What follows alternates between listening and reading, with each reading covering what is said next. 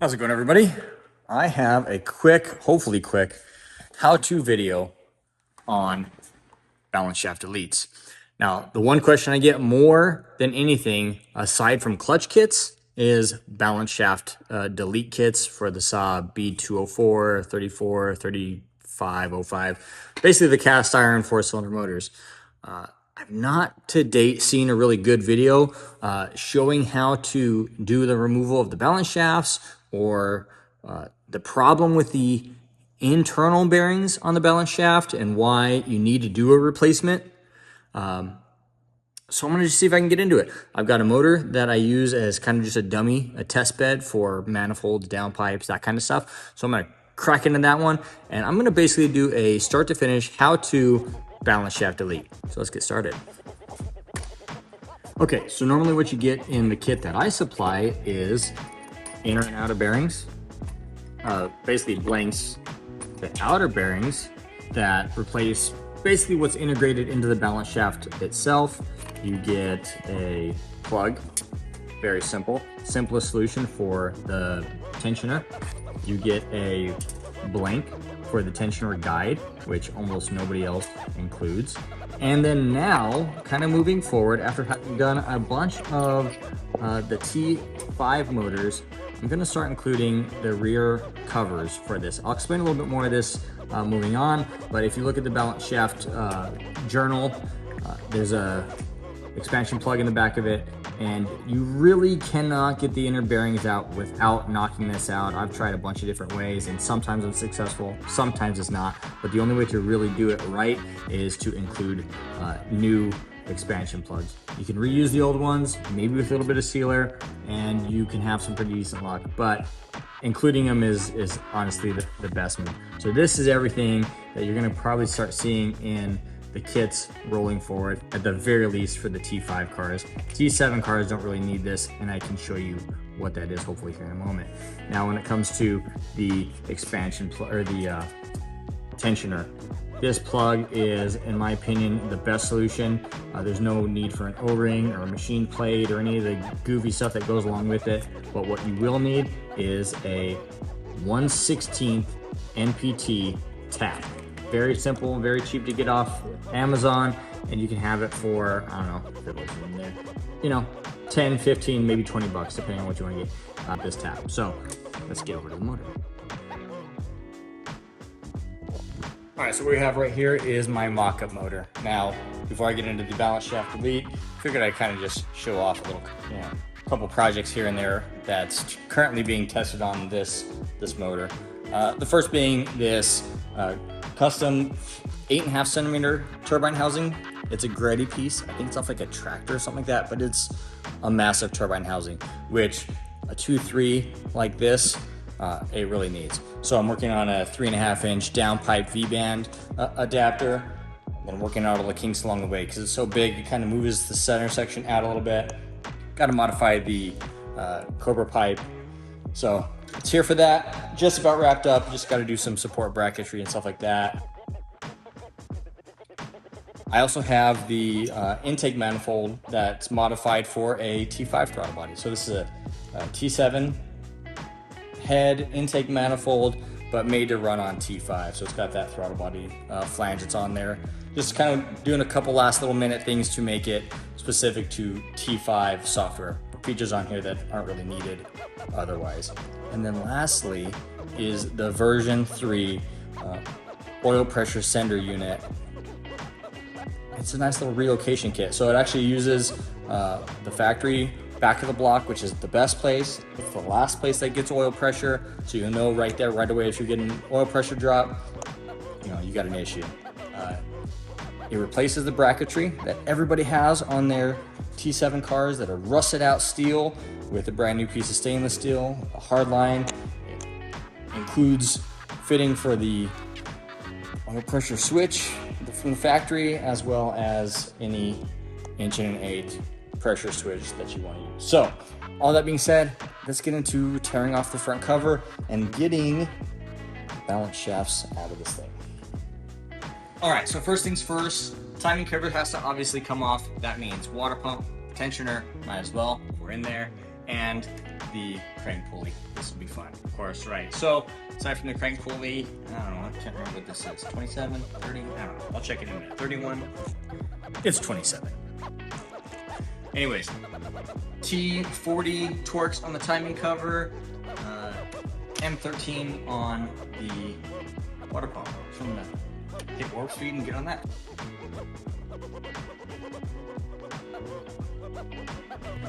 All right, so there it is, the heart of the beast. This actually turned out to be a really good candidate to be a dummy motor because as I'm looking in here, this timing guide is shot. This thing was about to go any day now.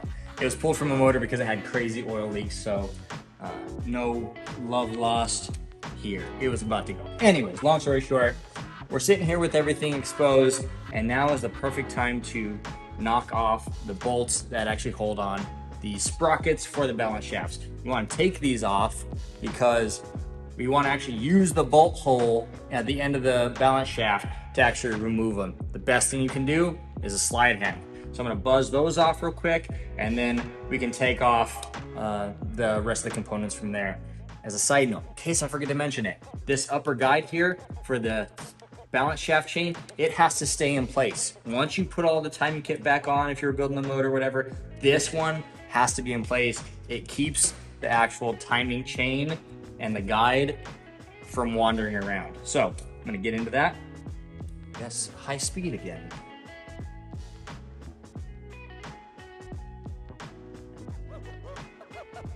Okay, so just like that, balance shafts are out. If you don't have the right tools to do this job, it will be so incredibly difficult. The very first time I tried to do this a decade or more ago, I actually tried everything I could to pry this thing out before I realized I needed a slide hammer. I broke off this little tab here that, you know, it's a mess. Get a slide hammer. That's tool number one that you'll need. As we go to push out these bearings, I'll show you the next tool, which again, you can work your way around and not get it, but man, even if you have to get the AliExpress, Alibaba, secondhand, something cheap, spend the money and get a bearing installation toolkit. I'll show you that in just a moment. But slide hammer pulls these out. These are pretty much like a low press fit in here, and this basically is the outermost bearing. This whole thing is essentially just a bearing. That's on the end of the balance shaft lead. Inside is a middle bearing, if you're not familiar with it. And in the past, what has been suggested to certain customers before I was doing kits is that you just tap over that inner bearing. I'll show you in a minute why that's a bad idea. In the older T5 motors, it may be not such a concern because the T5 balance shaft bearing is actually considerably wider than these later T7 cars. So if you tap that bearing over to obstruct the oil port, you have a better chance of getting that right. On the T7 motors, it can be a disaster for losing oil pressure. It's just not something you want to deal with. So I'm going to knock out the bearings, and I'll kind of show you the differences as best I can between the T7 and the T5 cars. Let's just dig into it.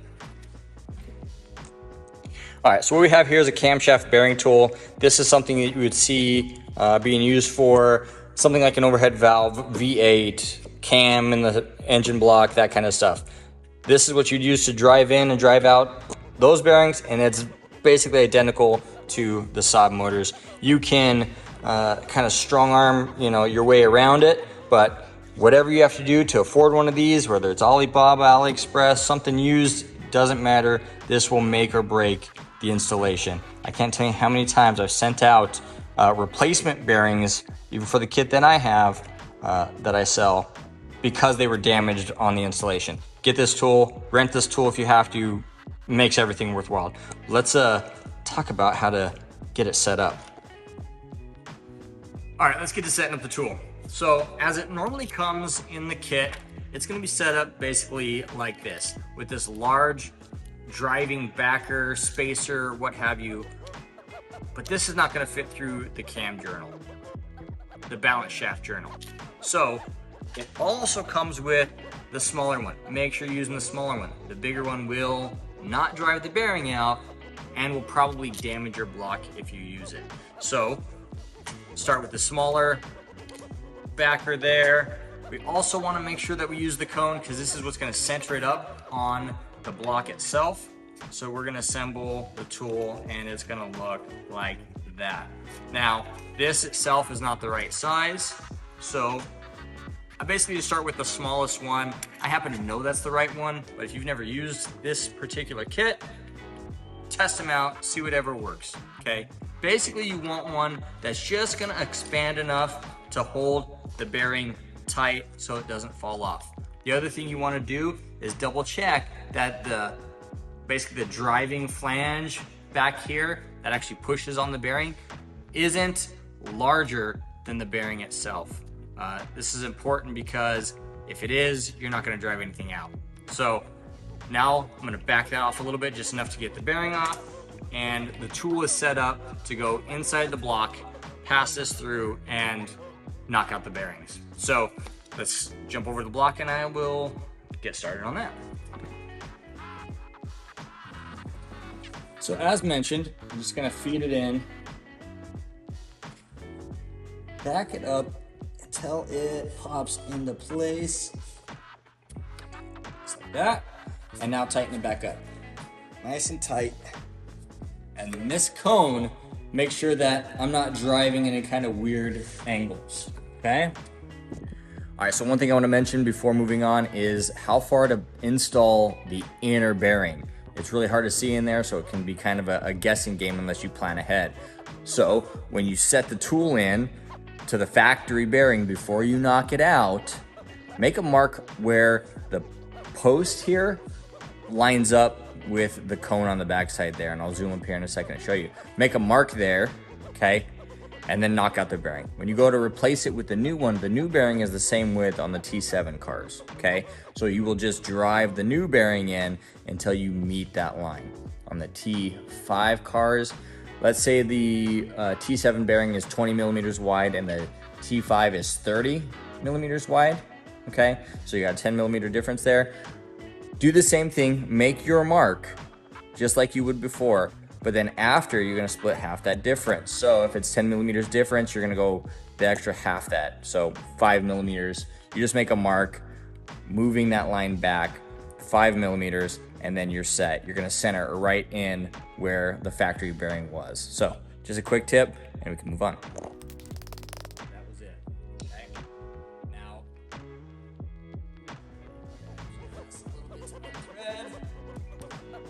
and the bearing has fallen into the crankcase, into that cavity. And this is a T7 block, so we can zoom in there, grab it with a magnet. It's very easy to see, and hopefully you kind of get an idea with the T5 blocks. The window is so small. There's so much more material in the T5 blocks that you just can't get this out without pushing that seal out. So let's do that.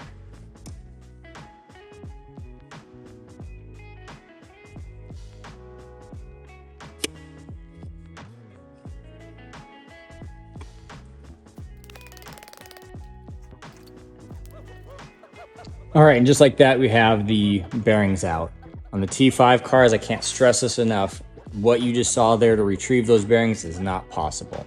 So let's talk for a minute about why these need to be removed and what's different in the kit that I supply. So these bearings are grooved on the back side, and there's no way of seeing that until you pull it out and actually inspect it yourself. But that allows for oiling no matter how the bearing's positioned, which is a very good thing, but we don't want that in a balance shaft delete, obviously. So what I have is basically a solid bearing, has a single oiling port. Using a bearing like this makes the kit cost effective. I believe that my kit is more complete and less expensive than anybody else's because I'm not machining these out of billet. So, you know, maybe it looks goofy because I'm replacing one bearing with another, but you can see what the difference is there. As long as this isn't facing the one and only position, that allows for oil to feed inside there. This will block off all the oil that you're going to have inside the balance shafts entirely. It's cost effective. It's very simple. On the T5s, the bearings may be a good, I don't know, 8 millimeters wide or something like that. So in the past, when somebody has suggested that you basically just slide the bearing over to block or obstruct the oil feed that's in there, man, that's a gamble and a half, especially on the T7 motors. I strongly recommend not doing that. I definitely know some people who've lost motors because they just didn't quite get enough, or they got it too far and they had no oil pressure because it all seeped out past the balance shaft bearing. So that bearing goes in the exact same way this one came out, and knocking out the freeze plug the same way through the balance shaft journals out the backside is extremely easy. So that's basically the ins and outs of everything to get the bearings out. Getting the bearings back in, the new ones, is the exact same process in reverse. So there's just a couple other things I wanted to touch on before ending the video. I'm sure you know how at this point to drive the bearings. I'm not gonna waste your time with that, but I wanted to mention the tensioner guide for the balance shafts. So most kits, I don't know of any of them myself other than mine that offers a replacement for this.